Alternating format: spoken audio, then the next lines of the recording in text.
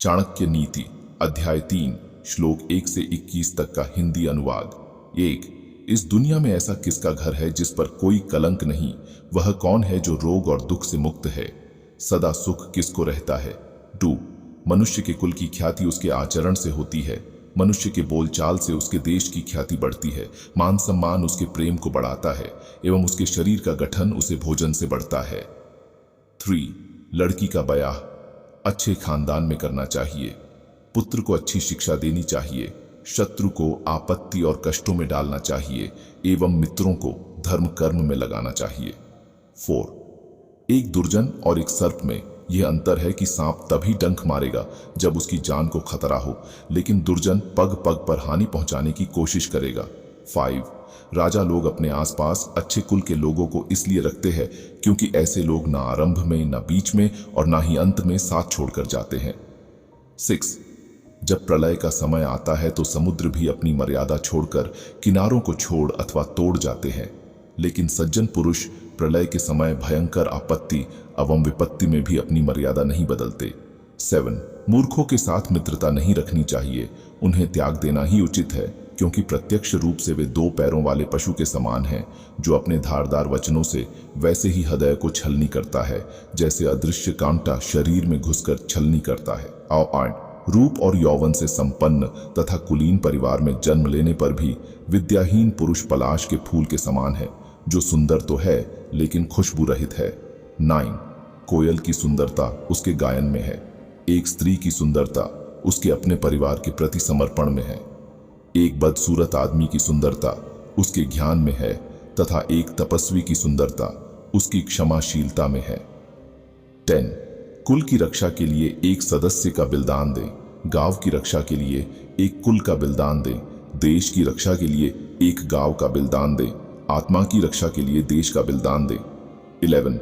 जो उद्यमशील हैं वे गरीब नहीं हो सकते, जो हरदम भगवान को याद करते हैं उन्हें पाप नहीं छू सकता। जो मौन रहते हैं वो झगड़ों में नहीं पड़ते, जो जागृत रहते हैं वो निर्भय होते हैं। 12। अत्यधिक सुंदरता के कारण सीताहरण हुआ, अत्यंत घमंड के कारण रावण का अंत हुआ, अत्यधिक दान देने के कारण राजा बाली को बंधन में बंधना पड़ा, अतः सर्वत्र अति को त्यागना चाहिए। 13। शक्तिशाली लोगों के लिए कौन सा कार्य कठिन है, व्यापारियों के लिए कौन सा जगह दूर है, विद्वानों के लिए कोई देश विदेश नहीं है, मधुभाषियों का कोई शत्रु नहीं। 14। जिस तरह सारा वन केवल एक ही पुष्प एवं सुगंध भरे वृक्ष से महक जाता है, उसी तरह एक ही गुणवान पुत्र पूरी कुल का नाम बढ़ाता है। 15। जिस प्रकार केवल एक सूखा हुआ जलता वृक्ष संपूर्ण वन को जला देता है, उसी प्रकार एक ही कुपुत्र सारे कुल के मान, मर्यादा और प्रतिष्ठा को नष्ट कर देता है। विद्वान एवं सदाचारी एक ही पुत्र के कारण संपूर्ण परिवार वैसे ही खुशहाल रहता है जैसे चंद्रमा के निकालने पर रात्रि जगमगा उठती है। 17। ऐसे अनेक पुत्र किस काम के जो दुख और निराशा पैदा करे? इससे तो वह एक ही पुत्र अच्छा है जो संपूर्ण घर को सहारा और शांति प्रदान करे। 18। 5 साल तक पुत्र को लाड एवं प्यार से पालन करना चाहिए, 10 साल तक उसे छड़ी की मार से डराए, लेकिन जब वह 16 साल का हो जाए तो उससे मित्र के समान व्यवहार करे। 19। वह व्यक्ति सुरक्षित रह सकता है जो नीचे दी हुई परिस्थितियां उत्पन्न होने पर भाग जाए। बेग भयावह आपदा। 2 विदेशी आक्रमण। 3 भयंकर अकाल। 4 दुष्ट व्यक्ति का संग। 20 जो व्यक्ति निम्नलिखित बातें अर्जित नहीं करता वह बार बार जन्म लेकर मरता है। 1 धर्म। 2 अर्थ। 3 काम। 4 मोक्ष। 21 धन की देवी लक्ष्मी स्वयं वहां चली आती है जहां 1 मूर्खों का सम्मान नहीं होता। 2 अनाज का अच्छे से भंडारण किया जाता है। 3 पति का पत्नी से आपस में लड़ाई बखेड़ा नहीं होता है। चाणक्य नीति संपूर्ण अध्याय 4 श्लोक 1 से 21 तक का हिंदी अनुवाद। 8 निम्नलिखित बातें माता के गर्भ में ही निश्चित हो जाती हैं। 1 व्यक्ति कितने साल जिएगा। 2 वह किस प्रकार का काम करेगा। 3 उसके पास कितनी संपत्ति होगी। 4 उसकी मृत्यु कब होगी। 2 पुत्र मित्र सगे संबंधी साधुओं को देखकर दूर भागते हैं, लेकिन जो लोग साधुओं का अनुसरण करते हैं उनमें भक्ति जागृत होती है और उनके उस पुण्य से उनका सारा कुल धन्य हो जाता है। 3 जैसे मछली दृष्टि से, कछुआ ध्यान देकर और पंछी स्पर्श करके अपने बच्चों को पालते हैं, वैसे ही संतजन पुरुषों की संगति मनुष्य का पालन पोषण करती है। 4. जब आपका शरीर स्वस्थ है और आपके नियंत्रण में है, उसी समय आत्म साक्षात्कार का उपाय कर लेना चाहिए, क्योंकि मृत्यु हो जाने के बाद कोई कुछ नहीं कर सकता है। 5. विद्या अर्जन करना। यह एक कामधेनु के समान है जो हर मौसम में अमृत प्रदान करती है। वह विदेश में माता के समान रक्षक एवं हितकारी होती है, इसीलिए विद्या को एक गुप्त धन कहा जाता है। 6. सैकड़ों गुण रहित पुत्रों से अच्छा एक गुणी पुत्र है, क्योंकि एक चंद्रमा ही रात्रि के अंधकार को भगाता है, असंख्य तारे यह काम नहीं करते। 7. एक ऐसा बालक जो जन्मते वक्त मृत था, एक मूर्ख दीर्घायु बालक से बेहतर है। पहला बालक तो एक क्षण के लिए दुहक देता है, दूसरा बालक उसके माँ बाप को जिंदगी भर दुख की अग्नि में जलाता है। 8. निम्नलिखित बातें व्यक्ति को बिना आग के ही जलाती है। 1. एक छोटे गांव में बसना जहां रहने की सुविधाएं उपलब्ध नहीं। 2. एक ऐसे व्यक्ति के यहां नौकरी करना जो नीच कुल में पैदा हुआ है। 3. अस्वास्थ्यवर्धक भोजन का सेवन करना। 4. जिसकी पत्नी हरदम गुस्से में होती है। 5.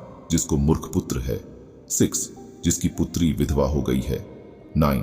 वह गाय किस काम की जो ना तो दूध देती है ना तो बच्चे को जन्म देती है। उसी प्रकार उस बच्चे का जन्म किस काम का जो ना ही विद्वान हुआ ना ही भगवान का भक्त हुआ। 10.